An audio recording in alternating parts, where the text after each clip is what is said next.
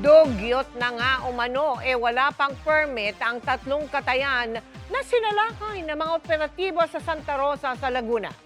Kinumpis ka dyan ang mga karneng manok na nagkakahalaga ng kalahating milyong piso. Tinutukan niya ni John Consulta.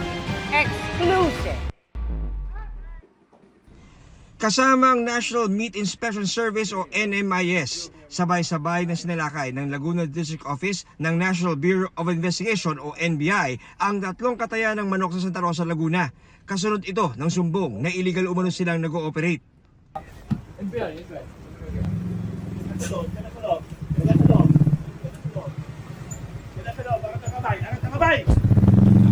Di na nakapalag ang mga inabutang trabahador sa katayan ng manok na ito. Gagalaw, walang magamit na cellphone. Yung ito, ha? Tumambad sa NBI at NMIS ang napakarami umanong paglabag sa regulasyon ng mga katayan. Bukod sa kalawang sa kanilang mga equipment, kita rin ang lumot at dumi ng sahig na katabi lang ng lamesa kung saan pinoproseso ang mga manok. Labas-masok din ang mga aso at pusa sa loob ng katayan. Sa butas namang ito, itinatapon ang mga dugo at likido na diretso raw sa isang creek na malapit sa katayan. Kasi wala silang septic tank or proper disposal of waste. Diretso lang po sa kanal, natural kanal ng LGU, kaya mapakarumi po at saka talagang nakaka-apekto po sa environment.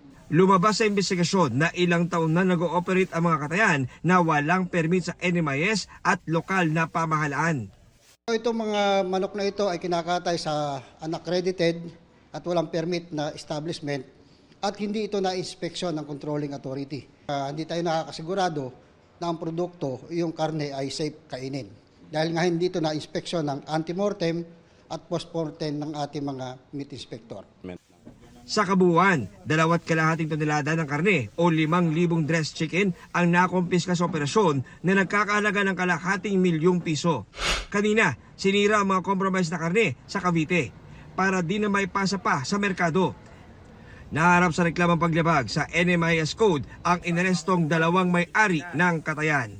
John Consulta, Nakatutok, 24 Oras.